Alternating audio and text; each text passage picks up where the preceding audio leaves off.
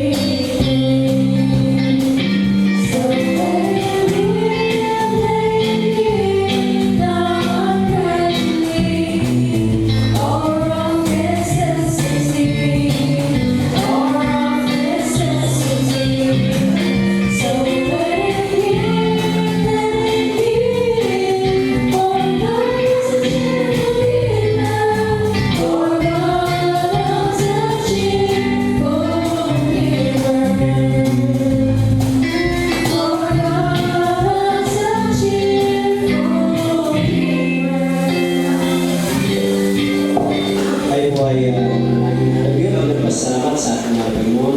Lord, maraming salamat po Diyos sa kakayanan. Ibinigay niyo Lord ng mga Panginoon. Maraming po Diyos pag-ibisip at palayo na dito para i-speak ko. Pero di po Diyos sa mga namusunod guys, sa mga malibigay, maraming po patuloy yung sinipalayo sa kanila. Tapos sumunod pa na daw ay sila po ay makapagay. Palayo po sila, hanggang ito pala i-speak ko. Lord, salamat. Ito po Diyos ang isang dalagin sa pangalan ni Jesus. Amen. Hallelujah.